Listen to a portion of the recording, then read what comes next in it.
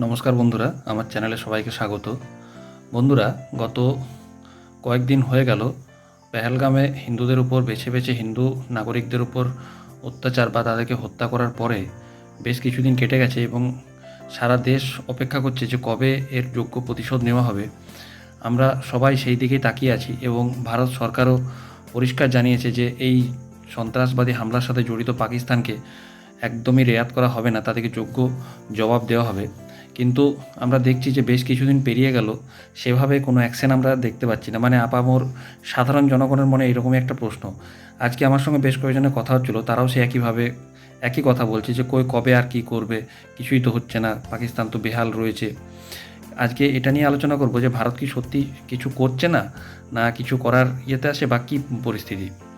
বন্ধুরা, বর্তমান সময়ে এখন অনেক রকম স্ট্র্যাটেজি চলে এসছে। এখন যুদ্ধ মানে শুধুমাত্র আক্রমণ করে তাকে সরাসরি হাতাহাতি হওয়া সেটা নয়, যুদ্ধ বিভিন্ন রকমভাবে হয় এবং ভারত কিন্তু সেই স্ট্র্যাটেজিগুলো নিয়ে পাকিস্তানকে একের পর এক কোণঠাসা করে চলেছে। আজকে বিশ্বের দরবারে পাকিস্তান কিন্তু প্রায় একা দাঁড়িয়ে আছে। দু চারটা মুষ্টিমেয় ক্ষুদ্র দেশ তাদেরকে সাহায্যের আশ্বাস দিয়েছে, কিন্তু তাদের নিজেদেরই মেরুদণ্ডের ঠিক নেই, তো তারা কতটা সাহায্য করবে। এদিকে দেখছি যে ভারতকে সাহায্য করার জন্য অনেকেই উঠে পড়ে লেগেছে। যেমন রাশিয়া তো ভারতের বরাবরের মিত্র, তারা তো ভারতকে সমতেই সাহায্য করার জন্য সচেষ্ট থাকে বা এগিয়ে থাকে। কিন্তু আমরা দেখছি রাশিয়ার সাথে সাথে আমেরিকাও এখন ভারতকে পূর্ণতমে সাহায্য করতে চাইছে। তো আসছি আমরা সেই বিষয়ে একের পর এক। আমরা দেখলাম যে ভারত প্রথমেই কী করলো, সিন্ধু জলবন্টন চুক্তি যেটা সেটা স্থগিত করে দিল এবং এর ফলে চেনাব এবং সিন্ধুর উপর যে বাঁধ তাতে জল আটকে দেওয়া হলো এবং এতে পাকিস্তানের একটা অংশে কিন্তু জলের প্রচণ্ড সমস্যা দেখা দিচ্ছে। আবার কখনো হঠাৎ করে জল ছেড়ে দেওয়া হচ্ছে, তাতেও আবার ওদের অকাল বন্যা হয়ে যাচ্ছে।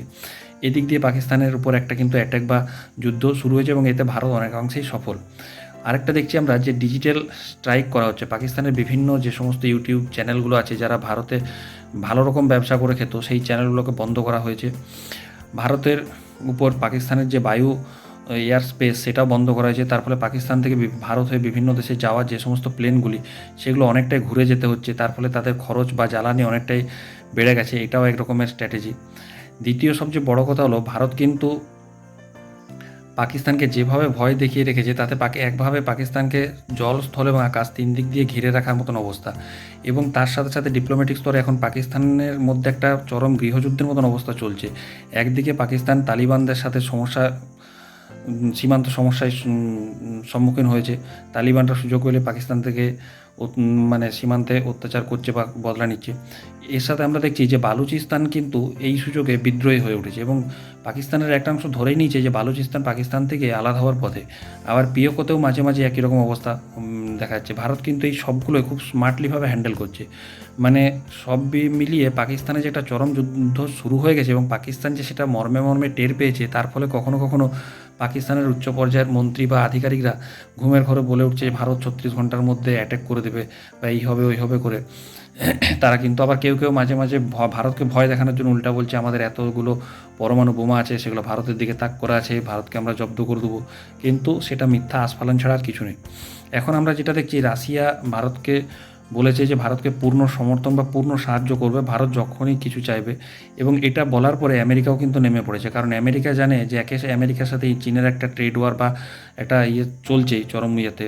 সেই জায়গায় বা মার্কেট ধরে রাখতে গেলে ভারতকে অন্তত কিছুটা হলেও খোসামত করতে হবে। তাই আমেরিকাও দেখলাম আজকে প্রেস কনফারেন্স করে বলেছে তারা ভারতকে একটা বড় অংশের টাকার অস্ত্রশস্ত্র সরবরাহ করতে রাজি আছে।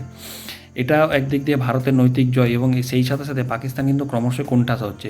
এবং আজকে আমরা দেখলাম পুরো দমে ভারতের আকাশে কিন্তু সুখোই, মিরাজ এবং রাফায়েল টহল দিয়ে বেড়াচ্ছে। পাকিস্তান কিন্তু রীতিমতো ভয় পেয়ে গেছে। এবং মানে আজকের দিনে পাকিস্তানের আকাশে একটা চিল বা একটা বাজ উড়ে গেলেও পাকিস্তান ভাবছে ভারত থেকে কোনো অ্যাটাক করা হলো কিনা। তো অ্যাটাক কিন্তু হচ্ছে বন্ধুরা, শুধু ওয়েট করুন। বিভিন্ন রকমভাবে পাকিস্তানকে কোণঠাসা করা হচ্ছে স্ট্র্যাটেজিগত দিক থেকে, কারণ বর্তমানে স্ট্র্যাটেজিগত দিক থেকে অ্যাটাকটাই কিন্তু সবচেয়ে প্রধান। তো যাই হোক, আমরা খেয়াল রাখবো যে আগামী দিনে কোন দিকে যায়। এবং তার সাথে আমরা দেখছি পাকিস্তানে কাশ্মীরে কিন্তু বেছে বেছে ভারতীয় যে সমস্ত গদ্দার তাদেরকেও কিন্তু খুঁজে বার করা হচ্ছে, তাদের ঘরবাড়ি গুঁড়িয়ে দেওয়া হচ্ছে এবং তাদেরকে যথেষ্ট যোগ্য জবাব দেওয়া হচ্ছে। তো যাই হোক, আতঙ্কবাদী বা সন্ত্রাসবাদের সাথে নো কম্প্রোমাইজ, ভারত সরকার সঠিক পথে গেছে। আপনারা শুধু ওয়েট করুন এবং খবরের দিকে একটু খেয়াল লক্ষ্য রাখুন আর সাথে থাকুন। আমরা পরবর্তী প্রতিবেদন নিয়ে আবার আসছি। ততক্ষণে বন্দে মাতরম, জয় হিন্দ, ভারত মাতা কি জয়। সবাই ভালো থেকো, বাই।